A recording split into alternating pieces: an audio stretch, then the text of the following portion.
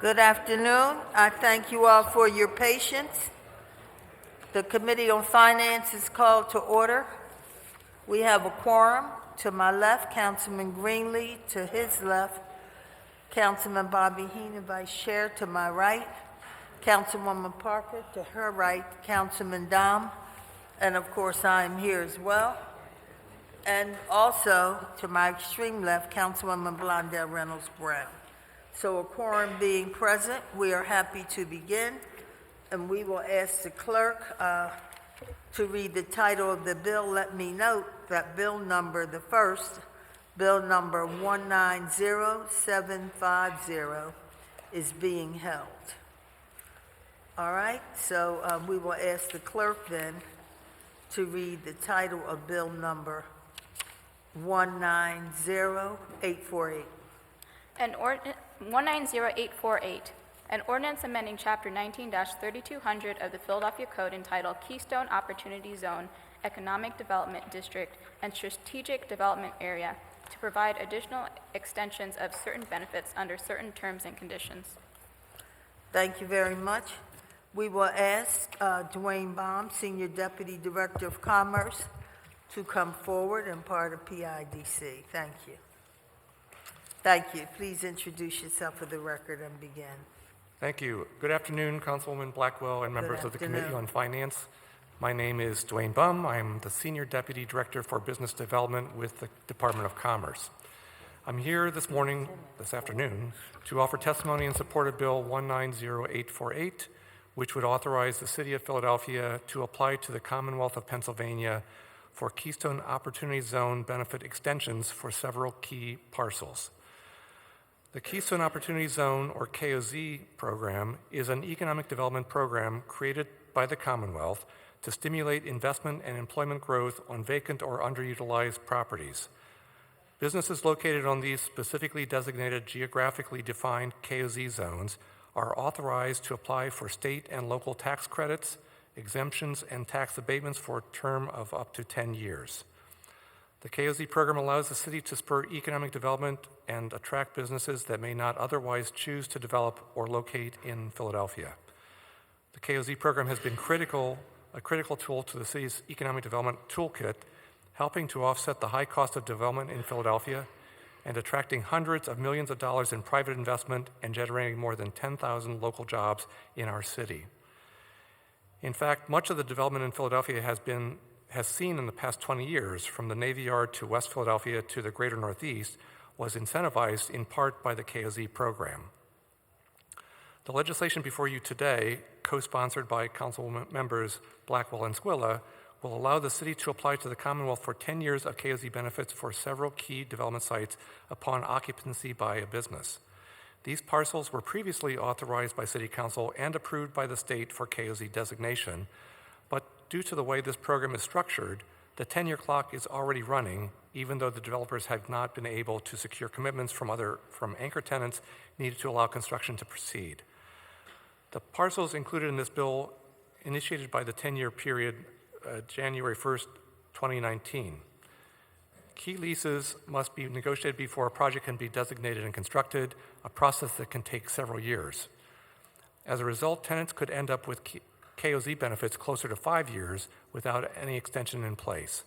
By allowing the 10-year KOZ benefits to restart when construction is completed, tenants are more motivated to sign long-term leases, enabling developers to obtain construction financing. As with previous rounds of KOZ extensions and designations, the city will require property owners to enter into a payment in lieu of taxes, or pilot agreement, in the amount of 110% of what otherwise would have been the real estate tax liability for the unimproved property for for the duration of the KOZ benefits. The pilot is adjusted annually based on the prior year's assessment. That pilot payment will be allocated to the school district and the general fund in the same proportion as real estate tax revenues. In addition to the 110% pilot and the long-term revenues that come with the development of these sites, all of which has stood vacant or abandoned for decades, the city will seek apprenticeship and workforce opportunity plans for all projects seeking KOZ benefits. The KOZ program provides a unique opportunity to leverage educational and workforce development opportunities for all Philadelphians, especially our youth. For example, the Science Center in West Philadelphia contributes $900,000 per year to a STEM youth program called First Hand. This innovative program has engaged more than 2,500 youth from 12 underserved schools in the past 5 years and offers an immersive hands-on laboratory-based learning experience that exposes students to 21st century careers in STEM. The city remains committed to working with KOZ developers and businesses to ensure that we create meaningful opportunities for underserved Philadelphians, whether that is through the career-connected learning model, the Employers of Choice campaign, or privately developed initiatives like the First Hand program. Keystone Opportunity Zones play a vital role in the continued economic development of Philadelphia and are key to creating new jobs for our residents and opportunities for our youth. Thank you for the opportunity or allowed me to provide testimony here today, and I'm happy to answer any questions you may have. Thank you very much. Do we have questions? Councilman Dom? Thank you, Madam Chair, and Thank you. Good afternoon for your Thank you for your testimony. Thank you. I just want to make sure I understand the properties that were authorized 10 years ago. A lot of this is the Science Center type properties, the 3800 Market Street. Yes. And so I understand the benefit of those. I understand most of them. The one I'm not clear on, I think, is the Beach Street property, which is north, I think, of Penn Treaty Park. Right. What are we thinking that could be developed there possibly? So that's the old Delaware Station, the former Pico power plant. You're right, just north of Penn Treaty Park, right on the waterfront. It has been closed down as a power plant, has not been operational for probably 25 years. It's a site that's very challenged because of the previous use, has some significant environmental issues, asbestos, PCBs, and other things. It's also a site that is within the 100-year floodplain, so it's got lots of sort of development challenges associated with reuse. Adding it to the KOZ program allows a developer to sort of offset some of the extraordinary development costs to make the renovations necessary to put that property back into a usable form. And they have, in that particular case, identified a potential anchor tenant ready to sort of move into that site if that tenant can receive 10 years of KOZ benefits. Okay, thank you. Thank you very much. Thank you, Madam Chair. Thank you. Are there further questions? Councilman Heenan? Thank you, Madam Chair. Morning, thank you or good afternoon. It's going to be a long day. KOZ zones, is there still acreage that yet to be designated in the city of Philadelphia for that incentive for KOZ classification? There's no acreage cap that we've ever sort of come close to meeting. I think what you're referring to is each time we sort of a new round of KOZs is opened by the state, and that's not what this is, but when a new round opens, they do allow for a new zone or sub-zone to be created, generally for up to 300 to 350 acres in total. We've never come close to that. Okay. But that's what's allowed? But that is what's allowable per funding round, yes. Okay, thank you. Thank you. Are there further questions from members of the committee for Mr. Dohm? Okay. Thank you very much. Is there anyone else to testify on this bill? All right. Morning. No further questions? All right, then we will ask the clerk to read the title of bill number 190850.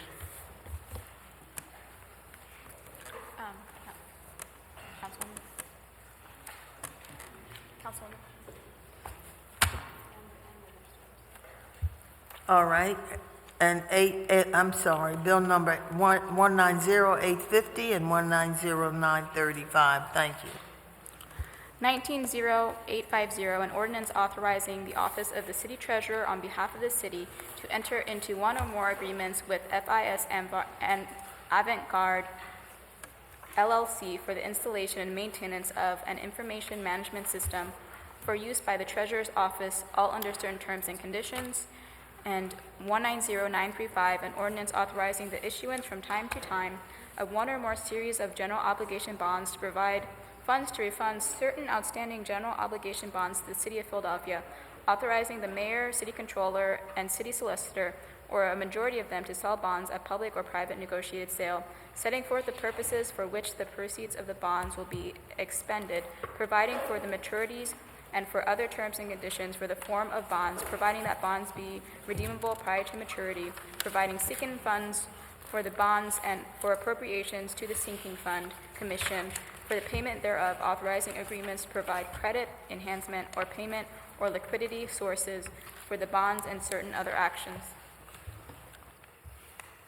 Thank you very much. The chair recognizes Christian Dunbar, city treasurer, and he can introduce those if he chooses that are within. Good morning. Thank you very much. Good morning, Councilwoman Blackwell and the Finance Committee. Sitting with me today is Jackie Dunn, First Deputy City Treasurer, and Matthew Bowman, Sinking Fund Executive Director. I'm here to testify on two bills. I will do them separately in the event there are questions individually on these bills. First bill I will testify on is Bill number 190935. Bill 190935 authorizes the refunding from time to time of all current outstanding general obligation bonds on a tax-exempt or taxable basis. This will give the City Treasurer's Office a timely ability to pursue refundings of up to $1.5 billion of bond maturities that were previously issued with City Council approval between 2009 and 2019. And the rest of my testimony just highlights some of the positives on an upcoming refunding. And I'll take any questions on this bill if there are any. Thank you very much. You can begin on your second bill then. I'm sorry? So does that include your testimony for both bills? It does not. This was just on 190935. All right, since there are no questions. Councilman Don. Thank you, Madam Chair. I just have a general question to Mr. Dunbar. What's the rough total amount of bonds the Treasury Department manages between water, sewer, airport, PGW, general? Collectively, it's right around $9 billion. $9 billion? And if you were to make a good estimate over the next 12 months, how much of that portfolio do you think could be refinanced, and what do you think the savings could be over the next 12 months, 24, 36? So it's a little difficult to answer the question because there are a number of indicators in terms of how we refinance transactions and a number of indicators we track. And so typically, when we refund a bond, it must pass a couple of different tests. And so currently, in terms of our total, and if we look at it individually, our general obligation, we have about $1.6 billion in candidates. But in terms of the number of indicators that these pass, there's only about 105. So within a short period of time, say over the next 12 months for our general obligation, we are actually going to go to market in January. And we'll see about, $2.5 million in savings in year one, between year ones and year three, and then that dropped down to about 600,000, moving forward. And we don't.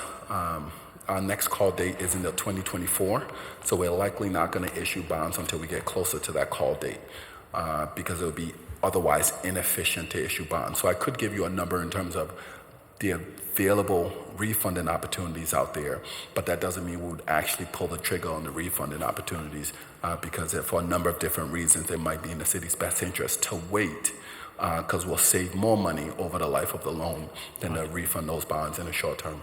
But what you're saying, just so I'm clear, is that over the next 12 months, you think the opportunity to refinance some of the portfolio could generate $2.5 million of savings? And that's just for the general obligation. So that's just for a small portion of our investment, our total outstanding debt. So if we were bringing gas, water, airport, and our city service agreement, certainly that number would go up. And currently, we are looking to do a water transaction. That's a refinancing. Remember the savings on the refinancing?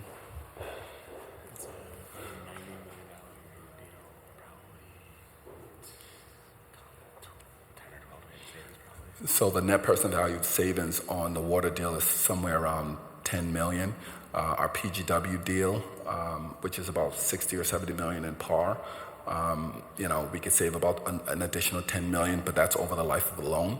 And then we have some of our service agreements that are not close to a call date yet, so it's unlikely we'd be pulling the trigger on any one of those transactions in a short period of time. So is it possible to give us a 5-year lookout as to your best estimates as to what is refinanceable, what the savings would be per year and over the life of the loan, so we have some idea where we're heading and we have a goal? Absolutely. Okay, thank you. Thank you very much. Thank you for your testimony. Thank you, Madam Chair. Okay. Let me be the chair of the conversation. Let me just say hello to each of you. Mr. Dunbar, I want you, if you will, tell me about this FIS AvantGard firm, this cloud-based firm, and what their experience is like dealing with municipalities, particularly large ones like the city of Philadelphia. Absolutely. So FIS is a publicly traded company. So they have a number of large clients that we've actually spoken to. Most recently, we spoke to LA, and LA has their premium product. So we're very familiar with a treasury management system. Now, remember, we're coming from a place where we don't have this technology, period, to a place where we will have a technology to help us be a lot more efficient than we've been historically. And so FIS comes sort of highly regarded. We did a RFI to the universe of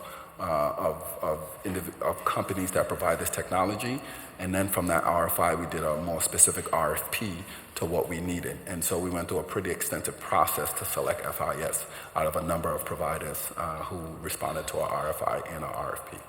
And just for the benefit of the public, the city of Philadelphia has never employed use of modern technology like what is described in this legislation for the Treasurer's Office. Is that correct? That is correct. So we have about $4 billion in investments, essentially in cash. $9 billion outstanding portfolio, north of 300 bank accounts, essentially a $5 billion budget, as you know well. So we have not had a technology to help us do this. It's been mostly a manual process, including Excel.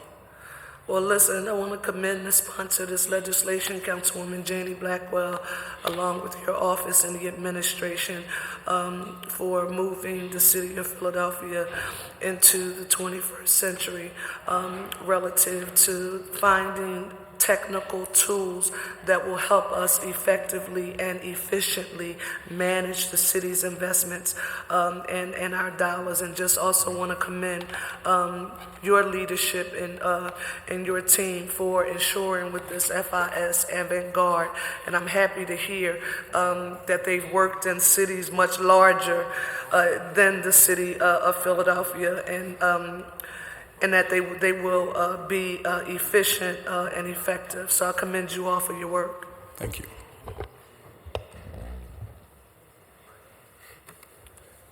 Thank you, Madam Chair. I want to just join Councilwoman Parker and commend you on the technology. I think that's great. I have a few questions, though, on the technology. What other cities similar to Philadelphia are actually using this technology? So one I can... So they're a pretty large company, so they have a number. One of the counties we did, the other organizations we spoke to was LA. So LA is currently using this technology, and I had an opportunity to speak with them. I believe I also spoke to a municipality in North Carolina that's also using this technology. So they're a pretty big player in the marketplace. And you're comfortable that they've been using it successfully to make this commitment? Absolutely, and it's a software as a solution, so it's a system that's already built. So we've had an opportunity to review the system on a number of occasions. And not just demonstrations, but we actually had an opportunity to sit with them a number of times through this entire selection process. And so again, we did an RFI for a number of providers, then we did an RFP.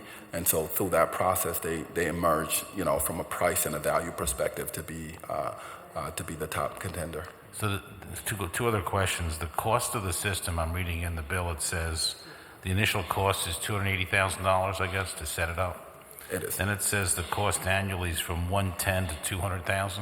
That is correct. So I'm trying to understand the math because it says it's going to cost us $4 million. How long is the life of the agreement?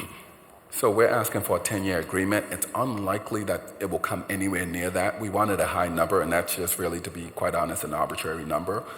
In case we needed to upgrade the system to a much more advanced system. We rarely have this much smaller system. So for instance, I believe LA's system, it's north of $1 million a year. And our system is 100 to 200,000 a year, because we think as we continue to progress as a city, as we continue to progress from a technology perspective, we want to make sure there's an opportunity for us to upgrade the system if we believe it provides significant value. But the way the cost reads here, if I'm looking at this correctly, it's 110 to 200. If I take the middle point, say it's even 160 a year, and I take that over 10 years, it's $1.6 million plus the 280. I'm not even at 2 million, and you guys are asking for 4 million. So we're not actually asking for 4 million. That's a not to exceed number in an event, and this is a 10-year contract. 3 years from now, we decide that we've brought on some other technologies, and this will provide a significant amount of efficiency, and we want to upgrade the system to a better system. So for instance, the $4 billion that we invest through investment managers. And there's a cost to invest through investment managers, as you can imagine. So this does give us an ability, this system, if we wanted to invest the money ourselves, because essentially we're investing high quality fixed income at short durations. And so if we wanted to invest the money internally ourselves and we felt we had that capacity, we would save a significant amount of money to do it by upgrading the system and not having to pay investment manager fees. And so we do want the capability to upgrade the system. So the cost that you see in terms of 100 to 200,000 a year is the actual cost. The not to exceed number gives us an ability to upgrade the system if we think it makes sense. Okay, I'm just looking out for the city's money. I just want to, if we can accomplish this for less, I'd rather put less in this bill than the number that's there. And so we don't, first of all, we don't have appropriations for this, so we would have to come back in front of you if we were upgrading the system in either case. Okay, I should have probably led with that. And I appreciate the job you're doing a good job. So thank you very much. Thank you, Madam Chair. Thank you. And I want to just one follow-up to Councilman Alan Dom's question. Let me just state for the record that I'm happy to hear in your testimony that you all have proactively thought about what could potentially occur if, once the city begins to use this technology, we realize that we need to upgrade its ability, particularly given that you just put on the record that LA spends about $1 million a year for their technology, and hopefully we will continue to grow, and our revenue generation will expand, because I'm thinking about technical systems that we've purchased as a city, like our payroll system, for example, that has gone bonkers, right? And made, screwed up a lot of people's livelihood as a result of the technical deficiency. But because you have built into sort of this proposal, you are forethinking. Particularly, technology moves so fast, so the moment that you purchase a piece of technology, just like a car when you drive it off the lot, some people would tell you that it's antiquated because the next round of technical advancements are already being made. So thank you for being forward thinking. There is nothing worse than knowing, like Councilman Dom said, that the city is making a major financial investment in something that should help us work more efficiently and effectively. And, we realized we bought a dud, and it's not really working. So thank you all for making sure that quality and efficiency is a part of your decision-making in the future. Thank you very much, Councilwoman. Thank you very much, and we neglected to say that Mark Squilla is also present. Thank you very much. Councilman O as well. Thank you very much. Any other comments or questions? All right. The chair will now ask the clerk to read bill number 190911. Thank you very And much. we'll also ask Rich Laser, Deputy Mayor for Labor, and Daisy Cruz, Mid-Atlantic District Leader of 32BJ SEIU to come forward, and thank you. After that, after the clerk reads the title of the bill, we will call on Councilwoman Parker for opening remarks. 190911, an ordinance amending Chapter 13-100 of the Philadelphia Code entitled Water, Sewer, and Storm Water Rates to provide for enforcement of prevailing wage provisions of the code that apply in connection with the receipt of charity water rates under certain terms and conditions. We will now have opening remarks by the bill's sponsor, Councilwoman Parker. Thank you, Chairwoman Blackwell, and good afternoon to each of you. Just for the record, and for the benefit of my colleagues, many of you may recall that we passed Bill number 160713 back in the fall of 2016. And at that time, that bill was co-sponsored by Councilwoman Gim, Councilmember Sanchez Jones, and myself. Bill number 160713 actually amended Section 17-107 of the Philadelphia Code entitled Contractors, Labor Management Relationships to provide that building service employees performing labor under certain building service contracts receive the prevailing wage and prevailing working conditions. Now, before the bill passed in 2016, existing law had guaranteed prevailing wage to building service employees working at large residential or commercial buildings that were provided significant financial assistance by the city, or leased from the city, or that were brought from the city.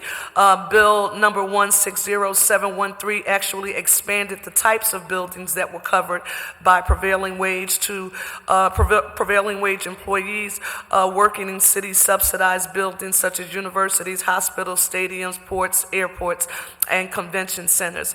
However, it's unfortunate that since the bill's adoption, some of these types of buildings have come into compliance with the law, but not all of them.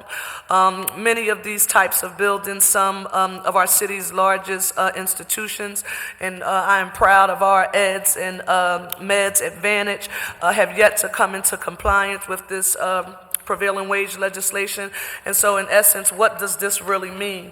And for the public who are watching, we want you to know that this means really that building service workers such as security guards who are working around the city at various anchor institutions such as universities and hospitals are not being paid prevailing wage, even though they should be. That's why we're proud to introduce Bill number 190911 on behalf of the administration. The bill essentially just creates a tool in the city's toolbox that will allow us to better enforce the prevailing wage requirements for building service employees working at some of these large institutions. Now, should this law pass, and if the city finds that a large institution is not paying its building service employees the prevailing wage as it should be, then the city can take away the institution's charity water rate discount. Our city's government has a symbiotic relationship with the EDS and MEDS that teach undergrad and graduate students, train our doctors and nurses, and they create thousands of supporting jobs, and we need them. But many of these anchor institutions also receive public subsidies, and if they are nonprofit, they also do not pay property taxes, and they receive discounts such as this charity water rate.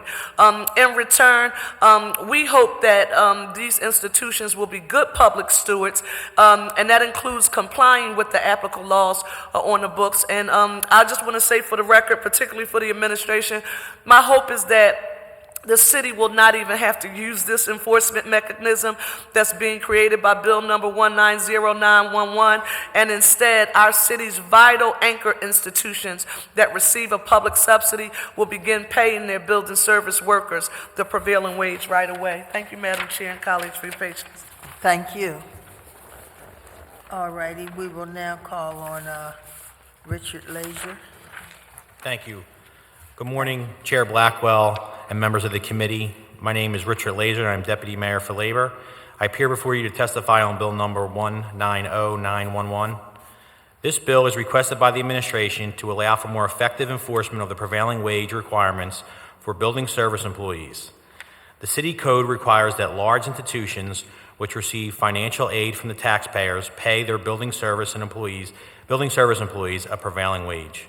After consultation with Revenue and Law, it has been determined that the water rate discount, which institutions such as universities and hospitals can apply for, qualifies as city's financial assistance. Bill number 190911 adds language to the water, sewer, and storm rate section of the code to clarify that the administration has the authority to enforce the building service employees' prevailing wage as a condition for receiving the water rate discount. As Council noted when it first looked at the status of building service worker employees, our taxpayers have a right to demand that institutions that receive public subsidies pay their workers a fair wage. By allowing the city to leverage established law with an existing form of city assistance, this bill supports workers and provides the administration with the mechanism to compel compliance with the prevailing wage requirements. On behalf of Mayor Kenny, I thank you for your consideration on this bill, and I'm happy to answer any questions at this time. Thank you very much. Questions or comments? No questions, no comments with regard to this bill? All right. Thank you. That's easy. Thank you. All right, we will now have more testimony on this bill. Daisy Cruz.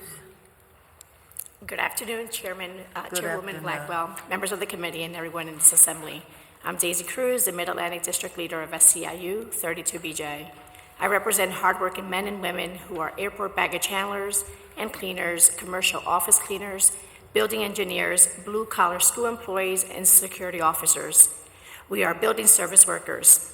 Many of our more than 2,500 security officers protect your loved ones inside of our cities, hospitals, and institutions of higher learning, including City Hall. You and your loved ones can rest assured that you are safe because our members are doing their jobs. But while these security officers are putting their lives on the line, they are struggling at home. While these premier institutions are benefiting off the backs of taxpayers by receiving public subsidies, our workers are doing their best to make ends meet. It's unfair. Taxpayers' money should not be allowed to subsidize premium institutions that in turn don't pay the city's prevailing wage. One of our security officers, Jane DeVal, lives in Frankfurt and works in North Philly. He's a father of a young son. While he puts in many hours on the job, he has to pay his bills and take care of increasing costs of raising his son.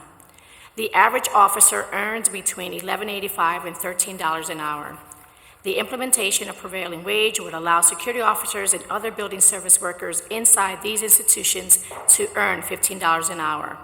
According to MIT's living wage calculator, one parent and one child like Jean needs to earn at least $25.36 an hour to make it in Philadelphia. These workers aren't looking for handouts. They just want to be self-sufficient, support their families and their communities where they live. The union has been able to help these workers get annual raises and quality health care, but they need the prevailing wage to make things easier. The prevailing wage is the law, and these institutions aren't abiding by it. If these institutions who are ready to take the city subsidy refuse to pay the prevailing wage, the city should have the authority to remove the subsidy. We don't allow everyday criminals to skirt the law. These institutions shouldn't be allowed to do so either. I thank you. Thank you very much. Any questions or comments? Thank you very much. Does the committee have anything they'd like to say with regard to any of these bills? All right. This will end our hearing. We'll go into the stated meeting, and the chair recognizes Councilman Heenan for a motion on bill numbers 190848, 190850, 190911, and 190935. Thank you, Madam Chair. I move that bills number 190848, 190850, 19011, and 190935 all be reported for this committee with a favorable recommendation, and further move that the rules of council be suspended to permit the first reading of these bills at our next session of council. It has been moved and properly seconded that bills number 190848, 190850, 190911, and 190935 be reported from this committee with a favorable recommendation, and further move that the rules of council be suspended so as to permit first reading of these bills at the next session of council. All those in favor of the motion will signify by saying aye. Aye. Opposed, nay. The ayes have it. The motion carries, and bill numbers 190848, 190850, 190911, and 190935 will be reported from this committee with a favorable recommendation and a request that the rules of council be suspended so as to permit first reading at our next session of council. All right, that will conclude our business today. Let me thank those who testified. Thank you to all members of the committee, and this hearing is adjourned. Thanks.